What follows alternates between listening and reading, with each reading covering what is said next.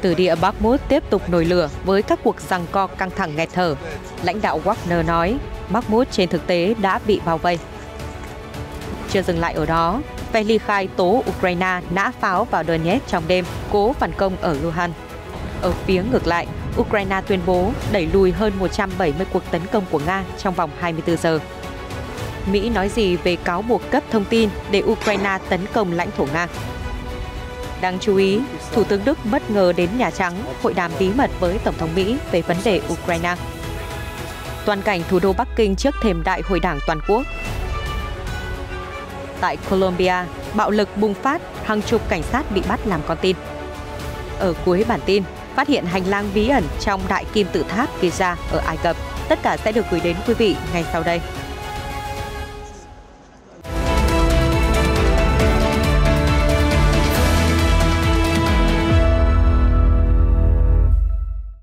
Chào mừng quý vị đến với chương trình tin quốc tế. Thưa quý vị, chiến sự Đông Âu rực lửa, tử địa Bakhmut tiếp tục là nơi chứng kiến thế trận ác liệt nhất hiện nay. Hôm 3 tháng 3, lãnh đạo công ty lính đánh thuê Wagner của Nga Yevgeny Prigozhin tuyên bố thành phố Bakhmut trên thực tế đã bị lực lượng Nga bao vây, thông tin được The Moscow Times đăng tải. Cụ thể, ông Prigozhin nói rằng lực lượng của Kiev chỉ có thể tiếp cận một con đường duy nhất dẫn ra khỏi thành phố. Nếu trước đây, quân đội Ukraine chiến đấu rất đông ở Bakhmut, thì hiện nay thành phố hầu hết là người già và trẻ em. Dù vậy, vẫn có những người lính Kiev tiếp tục cầm súng. Tuy nhiên, Bakhmut khó có thể trụ lâu, thành trì này sẽ sụp đổ trong ngày 1, ngày 2. Hãy cho họ cơ hội rời khỏi thành phố.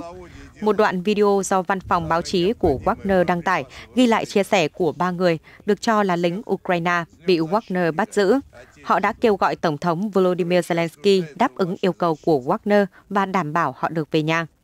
Ukraine đã tuyên bố sẽ giữ vững Bakhmut, nhưng trong tuần này, quân đội Kiev đã thừa nhận tình hình cực kỳ căng thẳng. Quân đội Nga tấn công không ngừng. Volodymyr Nazarenko, phó chỉ huy lực lượng vệ binh quốc gia Ukraine cho biết, khi cố gắng giành lấy Bakhmut, Nga không mang đến tổn thất nặng nề.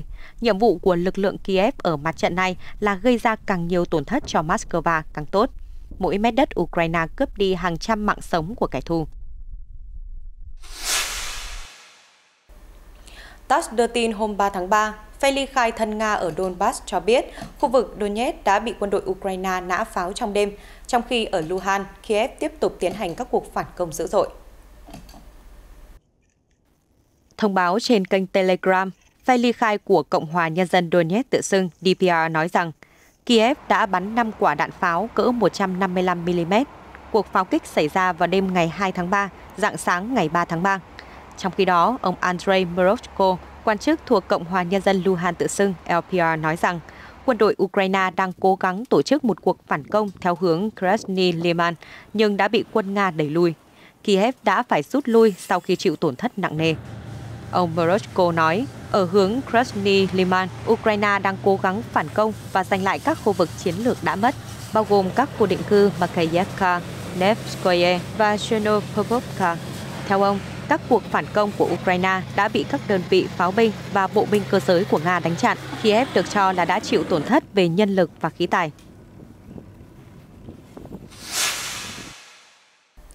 Về phía Ukraine, hôm 2 tháng 3, lực lượng nước này tuyên bố đã đẩy lùi hơn 85 cuộc tấn công của Nga tại các mặt trận Kupiansk, Liman, Bakhmut, Avdiivka và Shakhtarsk trong vòng 24 giờ.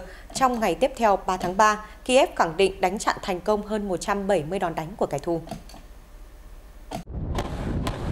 Ukrainska Pravda đưa tin hôm 3 tháng 3, Ukraine tố Nga tiếp tục vi phạm luật nhân đạo quốc tế.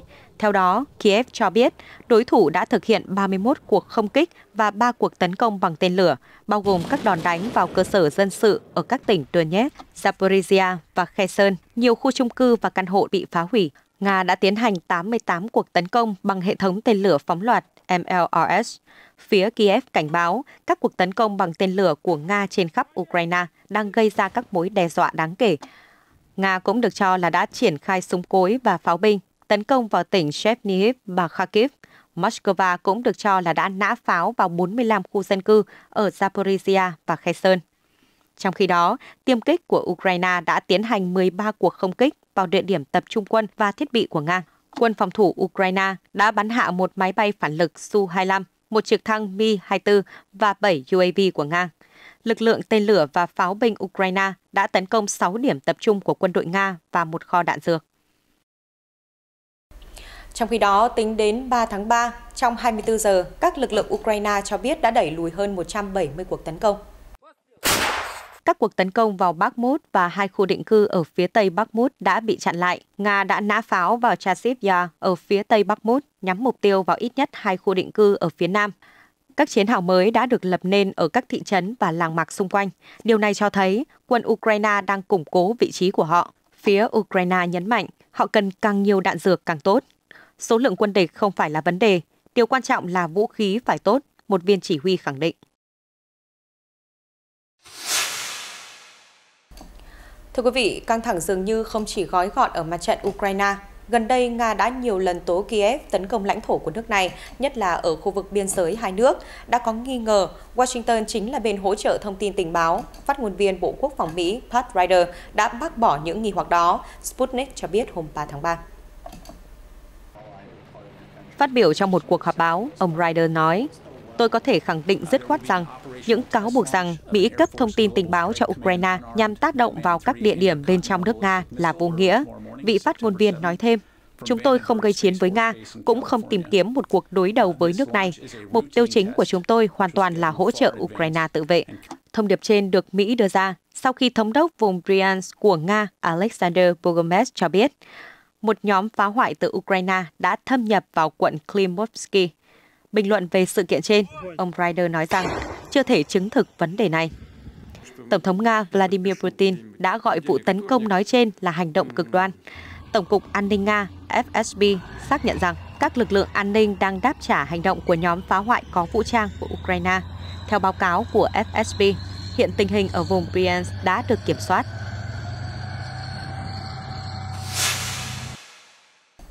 Ukrainian News cho biết, số lượng tàu chiến được trang bị tên lửa của Nga ở Biển Đen đã giảm bớt từ 5 xuống còn 3, trong đó có 1 tàu nổi và 2 tàu ngầm, mang theo tổng cộng 16 tên lửa Kalib. Tuy nhiên, quan chức Ukraine cảnh báo nguy cơ Moscow tấn công tên lửa vào lãnh thổ Ukraine vẫn rất cao. Thông tin trên được bà Natalia Humeniuk, phát ngôn viên Bộ Chỉ huy tác chiến phía Nam Ukraine cho biết trong cuộc trao đổi với Đài truyền hình quốc gia. Bà nhấn mạnh, hiện có tổng cộng 15 tàu Nga đang trực chiến ở Biển Đen. Tuy nhiên, nữ phát ngôn viên lưu ý rằng sự hiện diện của các tàu chiến Nga mang tên lửa ở Biển Đen là mối đe dọa tức thời vì Moscow vẫn có thể phóng tên lửa bất cứ lúc nào. Trước đó, hãng thông tấn Ukraine đưa tin vào ngày 28 tháng 2, quan chức quân sự khu vực Mykolaiv Vitaly Kim đã cảnh báo Nga dự kiến tiến hành cuộc tấn công tên lửa mới nhưng lại liên tục trì hoãn kế hoạch này.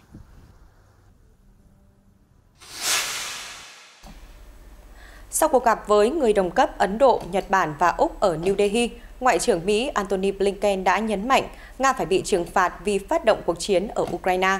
Ngoài ra, Bộ Tư pháp cũng đã đưa ra tuyên bố chung nhấn mạnh việc sử dụng hoặc đe dọa sử dụng vũ khí hạt nhân ở Ukraine là không thể chấp nhận được.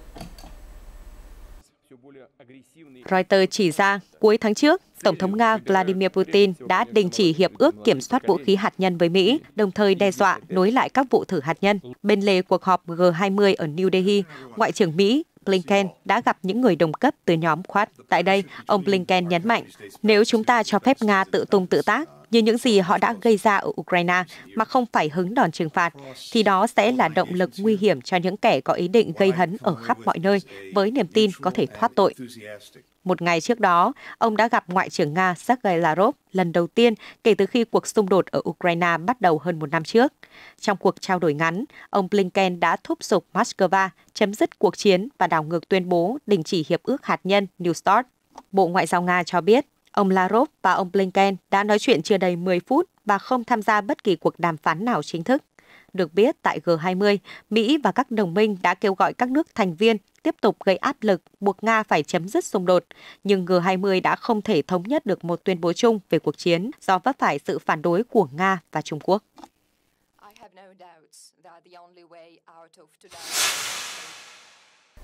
Hôm 3 tháng 3, The Guardian cho biết, Thủ tướng Đức Olaf Scholz và Tổng thống Mỹ Joe Biden đã có cuộc hội đàm bí mật về xung đột ở Ukraine giữa bối cảnh có nhiều lo ngại rằng Trung Quốc có thể bí mật cấp vũ khí cho Nga.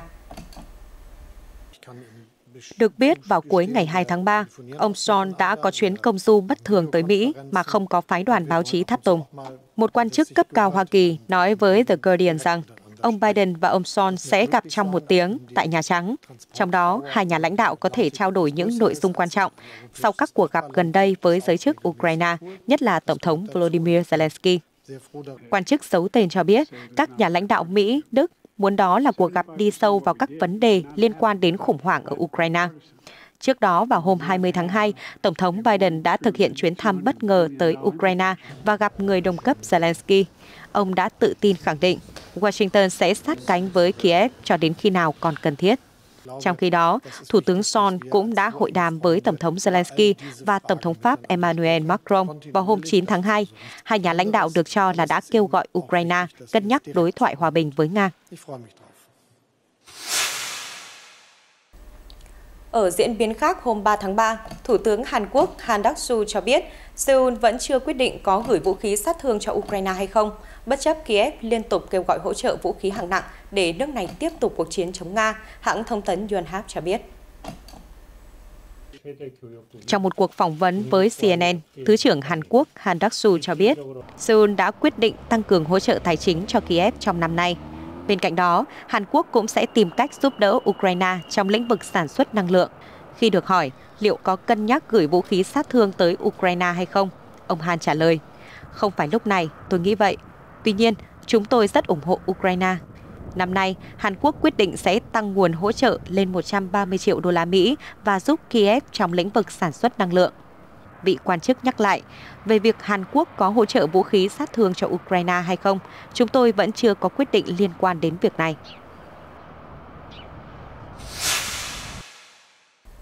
Chuyển sang tình hình khu vực châu Á, truyền hình Trung ương Trung Quốc CCTV hôm 3 tháng 3 cho biết, trong cuộc gặp bên lề hội nghị G20, các ngoại trưởng Trung Quốc và Úc đã cam kết thúc đẩy đối thoại song phương ở các cấp độ khác nhau để tiếp tục ổn định và cải thiện quan hệ song phương.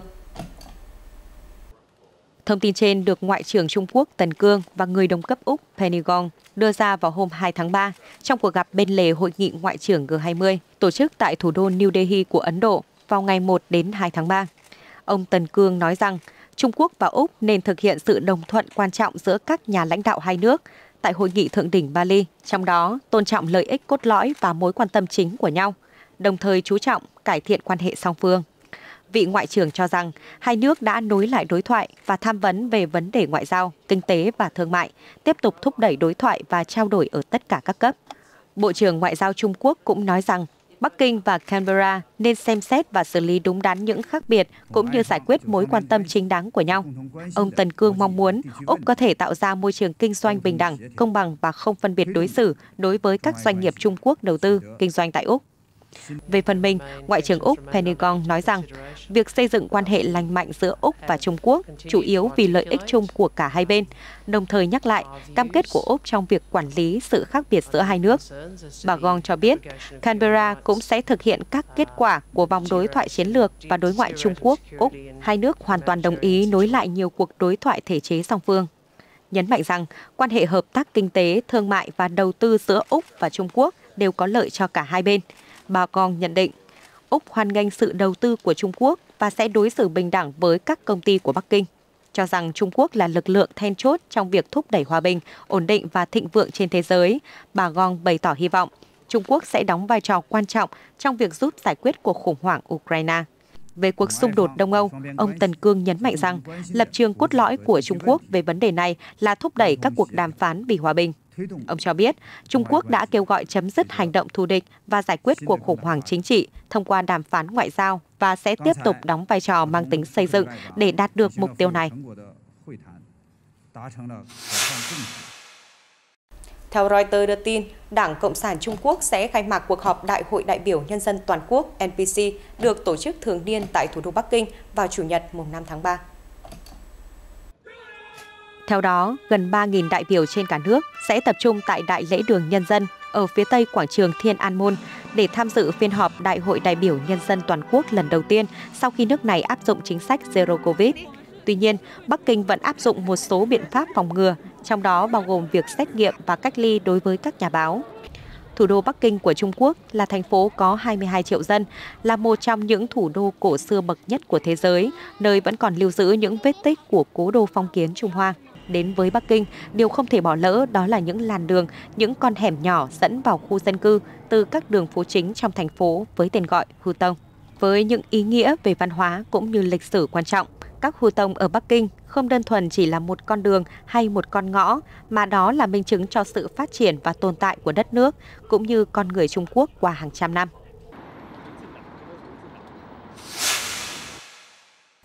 Ở diễn biến khác, TASS ngày 3 tháng 3 dẫn lời Bộ Ngoại giao Hàn Quốc tuyên bố nước này sẽ tiếp tục duy trì đối ngoại với Nga vì lợi ích ổn định trong quan hệ song phương. Thông báo được đưa ra sau khi Nga bày tỏ thất vọng trước động thái mở rộng lệnh trừng phạt của Seoul đối với nước này. Khi được yêu cầu bình luận về tuyên bố gần đây của người phát ngôn Bộ Ngoại giao Nga Maria Zakharova, Bộ Ngoại giao Hàn Quốc cho biết, là một thành viên có trách nhiệm của cộng đồng quốc tế, chính phủ Hàn Quốc ủng hộ những nỗ lực khác nhau từ phía cộng đồng quốc tế nhằm chấm dứt xung đột ở Ukraine và khôi phục hòa bình. Chúng tôi sẽ kiên trì với những nỗ lực này. Hơn nữa, chính phủ Hàn Quốc sẽ tiếp tục liên lạc với Nga để duy trì sự ổn định trong quan hệ song phương dựa trên các chuẩn mực quốc tế. Cơ quan ngoại giao của Hàn Quốc cho biết thêm. Trước đó, bà Zakharova bày tỏ thất vọng sâu sắc khi Seoul mở rộng các biện pháp trừng phạt Nga mà theo bà được thực hiện theo lệnh của một đồng minh cấp cao. Bà cảnh báo những hành động không thân thiện của Hàn Quốc sẽ ảnh hưởng không chỉ đến toàn bộ quan hệ song phương mà còn ảnh hưởng đến chất lượng hợp tác giữa hai nước trong vấn đề giải quyết vấn đề Triều Tiên.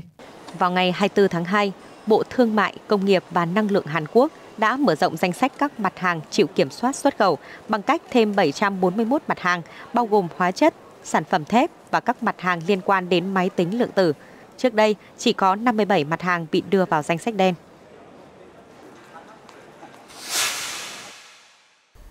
Cũng nói về Hàn Quốc, hãng tin Yonhap ngày 3 tháng 3 cho biết, Văn phòng Tổng thống Hàn Quốc và Văn phòng Thủ tướng Nhật Bản đã thiết lập một kênh bổ sung để đàm phán nhằm giải quyết vấn đề bồi thường cho các nạn nhân lao động cưỡng bức Hàn Quốc. Cho đến nay, Bộ Ngoại giao hai bên vẫn là kênh đàm phán chính cho vấn đề này.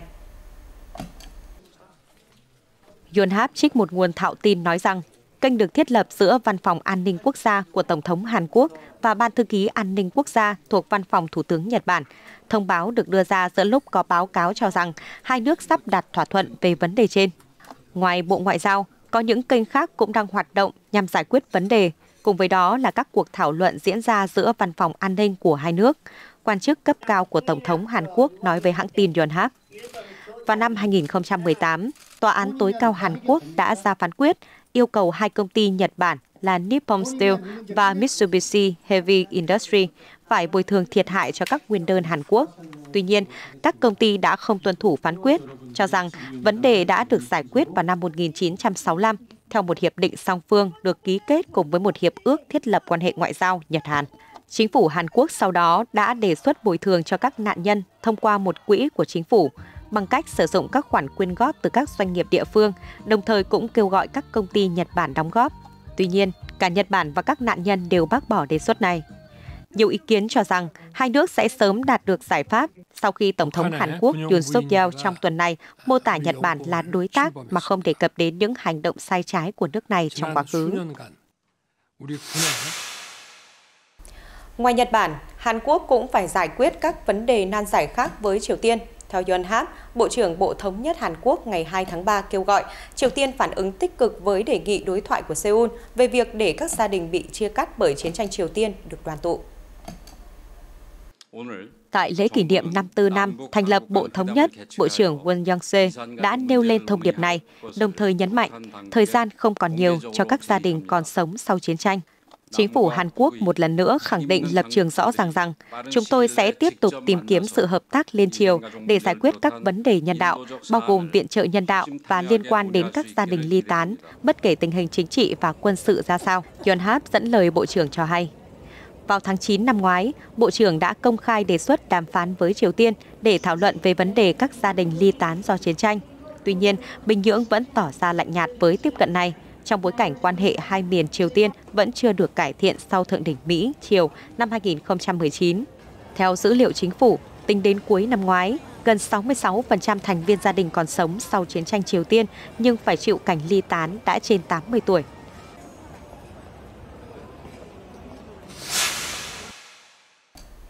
Chuyển sang một số tin tức đáng chú ý khác, Nhật Bản đã tiết lộ kế hoạch cung cấp 50 triệu đô la Mỹ viện trợ cải thiện an ninh lương thực cho các quốc gia mới nổi và đang phát triển ở Nam bán cầu.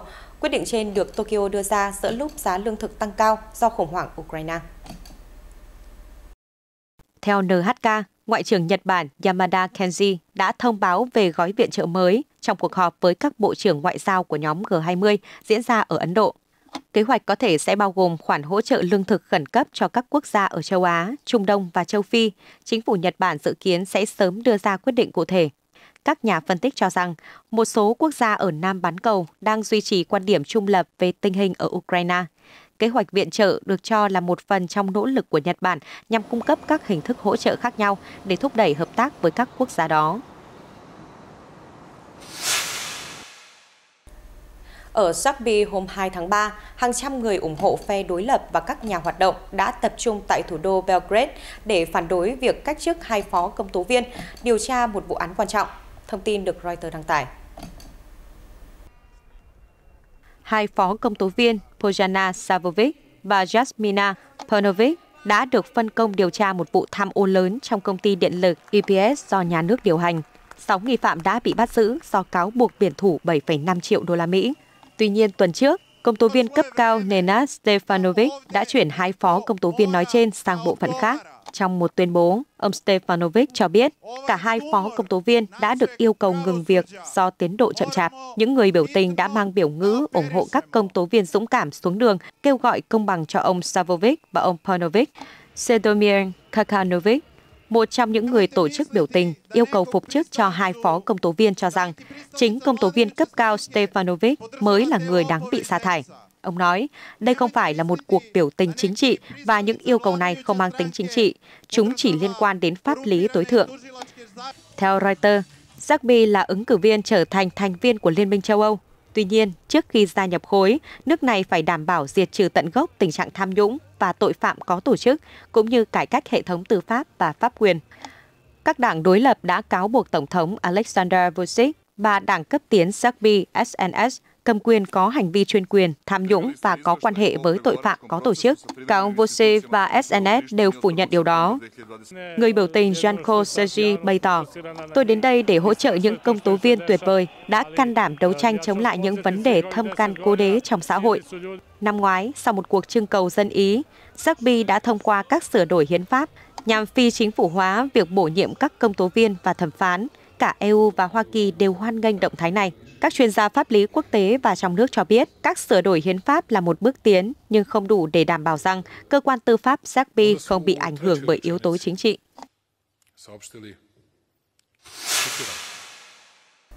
Hôm 3 tháng 3, Reuters cho biết, lính cứu hỏa, máy bay và trực thăng của lực lượng phòng vệ Cuba đã nỗ lực dập tắt đám cháy rừng quy mô lớn hoành hành suốt 12 ngày ở khu vực phía đông quốc đảo Caribe.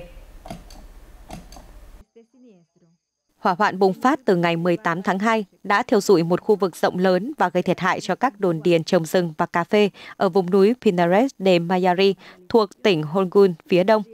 Trong những ngày gần đây, đám cháy đã lan sang vùng núi ở tỉnh lân cận Santiago de Cuba. Sau thời gian nỗ lực dập lửa, giới chức địa phương cho biết hỏa hoạn đã được kiểm soát. Tuy nhiên, cây cối đã bị giặc lửa thiêu rụi, khói bốc lên dữ dội. Cuba đã hứng chịu 80 vụ cháy rừng vào tháng 1. Những khu vực bị ảnh hưởng nặng nề nhất là Pinar del Rio và Artemisa ở phía Tây, Camagüey và Holguín ở miền Trung và miền Đông. Ở khu vực Nam Mỹ, Reuters dẫn tuyên bố của Thanh tra Nhân quyền cho biết, vào hôm 2 tháng 3, một sĩ quan cảnh sát và một người dân đã thiệt mạng do cuộc biểu tình bạo lực ở tỉnh Caqueta của Colombia. 79 sĩ quan và 9 công nhân dầu mỏ đã bị cộng đồng nông thôn nước này bắt làm con tin. Cảnh sát quốc gia Colombia cho biết bạo lực đã bùng phát ở một vùng nông thôn đất nước sau khi người biểu tình tấn công và phóng hỏa một mỏ dầu thuộc công ty Emerald Energy, công ty con thuộc tập đoàn quốc doanh Trung Quốc Sinochem. Thanh tra viên Carlos Camargo nói, thật đáng tiếc, cuộc biểu tình đã khiến một cảnh sát và dân thường thiệt mạng. Một số khác bị thương. Ông cùng các đồng nghiệp đang nỗ lực tạo cơ hội hòa giải cho các bên.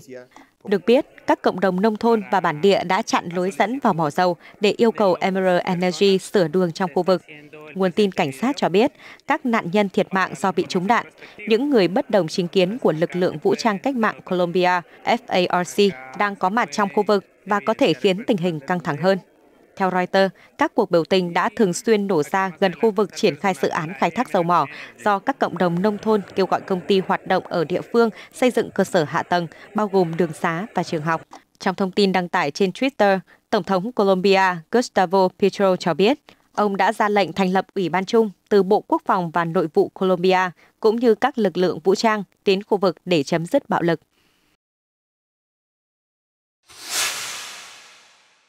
Tại Hy Lạp, cũng trong ngày 3 tháng 3, Reuters đưa tin, nhiều người đã xuống đường biểu tình ở Thessaloniki sau thảm họa đường sắt tồi tệ nhất. Một video được đăng tải lên mạng xã hội cho thấy những người biểu tình hô vang và xưng biểu ngữ diễu hành qua những con đường đông đúc của thành phố cảng Hy Lạp. Khoảng 2.000 người cũng biểu tình ở Athens, một số cầm biểu ngữ có nội dung "Cuộc sống của chúng ta quan trọng". Phần lớn người biểu tình tỏ ra giận dữ với chính quyền và các công ty đường sắt. Vào tối ngày 1 tháng 3, họ còn ném đá vào văn phòng công ty xe lửa ở Athens. Chính phủ cho biết họ sẽ chia sẻ nỗi đau và lo lắng của người dân, đồng thời hứa sẽ tiến hành các cuộc điều tra kỹ lưỡng để khắc phục những vấn đề tồn tại trong mạng lưới đường sắt quốc gia. Trước đó, vào hôm 28 tháng 2, một đoàn tàu chở theo hơn 350 người đã bị văng khỏi đường ray và chìm trong biển lửa sau cú va chạm trực diện với một đoàn tàu chở hàng tại trung tâm thành phố Larissa. Số người thiệt mạng đã tăng lên 57 tính đến ngày 3 tháng 3. Trong số các nạn nhân, có nhiều sinh viên đại học trở về nhà sau kỳ nghỉ cuối tuần. Thưa quý vị, hai chú chó nghiệp vụ thuộc giống chó Labrador của Sở Cảnh sát thủ đô London chuẩn bị được đưa đến Thái Lan để trấn áp tội phạm buôn lậu TT. Thông tin từ Hiệp hội Động vật London, nước Anh. Hai chú chó giống Labrador, tên Buster và Bess, đã trải qua chương trình huấn luyện đặc biệt kéo dài 8 tuần cùng các nhân viên Sở Cảnh sát thủ đô London. Cả hai sẽ được gửi đến Thái Lan để hoàn thành khóa huấn luyện. Sau đó dùng kỹ năng được học để đánh hơi, phát hiện TT bị vận chuyển qua các cửa khẩu đường bộ, đường thủy và đường hàng không. Bess và Buster sẽ hỗ trợ cơ quan an ninh ở quốc gia Đông Nam Á, đặc biệt là Thái Lan, nơi nạn buôn bán động vật hoang dã, đặc biệt là loài TT, đang diễn ra. Theo thống kê, cứ 5 phút lại có một con TT bị săn ngoài tự nhiên. Hai chú chó được huấn luyện để nhận biết con vật và đưa ra cảnh báo. Bess và Buster có thể làm công việc này trong khoảng 8 năm. Sau đó chúng nghỉ hưu và được chăm sóc đến cuối đời ở Thái Lan.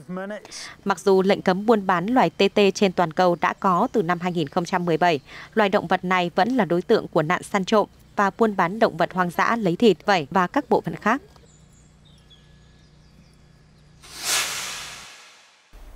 Một bức tượng moi vừa mới được phát hiện dưới đáy hồ Rano Rakaku gần miệng núi lửa trên đảo Phục Sinh. Moi là những bức tượng được người Rapa Nui cổ tạc từ tro núi lửa. Quần thể 887 bức tượng đá trên đảo được UNESCO công nhận là di sản thế giới và được đề cử vào danh sách 7 kỳ quan mới của thế giới. Tượng moi mới dài 1,6 mét được phát hiện dưới đáy hồ đã khô cạn trên đảo Phục Sinh. Đây là một tượng moi toàn thân, có các đặc điểm dễ nhận biết nhưng không thực sự rõ nét. Bức tượng được tìm thấy vào ngày 21 tháng 2 bởi nhóm các nghiên cứu sinh đến từ 3 trường đại học ở Chile đang thực hiện dự án khôi phục vùng đầm lầy quanh miệng núi lửa Rano Raraku. Quản lý cộng đồng Mau Heno thuộc công viên quốc gia Rapa Nui cho biết, tượng moi này đã nằm ở trung tâm một đầm phá bắt đầu khô cạn từ năm 2018. Đó là một phát hiện thú vị, vì đây là moi đầu tiên được phát hiện trong khu đầm phá quanh miệng núi lửa. Điều đặc biệt là cách đây 2 hay 3 thế kỷ, khu đầm phá lúc đó nước còn sâu đến 3 mét. Không ai có thể bỏ tượng moi xuống đây thời điểm đó. Cơ quan quản lý thông báo không có ý định di chuyển bức tượng đá khỏi vị trí tìm thấy. Những tượng moi ở khu vực Rano Raraku được UNESCO công nhận là di sản thế giới. Đảo Phục Sinh trước đây là nơi sinh sống của người Polynesia trước khi được Chile sáp nhập vào năm 1888. Trong khi đó, hai du khách Tây Ban Nha mới đây đã ghi lại được những hình ảnh về một cá thể hươu Hemu quý hiếm tại khu bảo tồn quốc gia Magallanes của Chile. Đây là lần đầu tiên loài này được nhìn thấy ở đây. Đoạn phim do cặp vợ chồng người Tây Ban Nha quay vào ngày 14 tháng 2 cho thấy con hươu Hemu không sợ hãi trước sự hiện diện của con người. ông Mariano de la Maza thuộc Tập đoàn Lâm nghiệp Quốc gia Chile cho biết hươu hemul là loài có nguy cơ tuyệt chủng và sự xuất hiện của con vật đã chứng minh được rằng khu bảo tồn Magallanes là một môi trường sống tiềm năng cho các động vật hoang dã. Theo người này, hươu hemul hiện còn chưa đến 2.500 cá thể sống ngoài môi trường tự nhiên, khu vực giữa Chile và Argentina. Hiện chính quyền và các tổ chức đang tiếp tục thúc đẩy những nỗ lực bảo tồn hươu hemul cũng như các loài vật đặc hữu khác khi cháy rừng và các hoạt động của con người vẫn là mối đe dọa đối với môi trường sống của chúng. Các quan chức Bộ Du lịch và Cổ vật Ai Cập mới đây cho biết đã phát hiện một hành lang bí ẩn dài 9 mét gần lối vào chính của Đại Kim Tự Tháp Giza 4.500 năm tuổi. Đây có thể là tiền đề cho nhiều khám phá mới, theo Reuters đưa tin. Đại Kim Tự Tháp Giza là kỳ quan cuối cùng trong số 7 kỳ quan của thế giới cổ đại vẫn còn tồn tại đến ngày nay. Hành lang bí ẩn được phát hiện khi các chuyên gia tiến hành dự án quét kim tự tháp. Đây là dự án được triển khai từ năm 2015, sử dụng công nghệ không xâm lấn, bao gồm đo nhiệt độ hồng ngoại, mô phỏng 3D và chụp ảnh bằng tia vũ trụ để quan sát cấu trúc bên trong. Một bài báo đăng trên tạp chí Nature hôm 2 tháng 3 cho biết, khám phá mới có thể giúp chúng ta hiểu hơn về quá trình xây dựng kim tự tháp và vai trò của cấu trúc đá vôi ở phía trước hành lang. Được biết, Kim tự tháp Giza đã được xây dựng vào khoảng năm 2560 trước công nguyên dưới triều đại của Pharaoh Khufu. Ban đầu, nó có độ cao 146 mét và chiều cao hiện tại là 146 mét. Đây được xem là công trình kiến trúc nhân tạo cao nhất cho đến khi tháp Eiffel xuất hiện ở Paris vào năm 1889. Mustafa Waziri, người đứng đầu Hội đồng Cổ vật tối cao của Ai Cập nhận định, hành lang xây dang dở có thể được dùng với mục đích phân bổ trọng lượng của kim tự tháp quanh lối vào chính dành cho khách du lịch cách đó gần 7 mét, hoặc xung quanh một căn phòng hay không gian khác chưa được khai phá. Phát biểu trước báo giới, ông Waziri nói, chúng tôi sẽ tiếp tục quét để tìm thử xem còn gì ở bên dưới hoặc ở cuối hành lang đó hay không.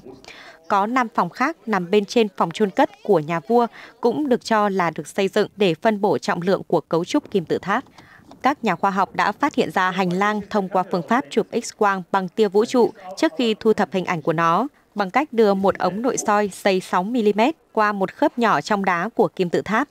Vào năm 2017, các nhà nghiên cứu của Scan Pyramid đã công bố phát hiện ra một khoảng trống dài ít nhất 30 mét bên trong kim tự tháp.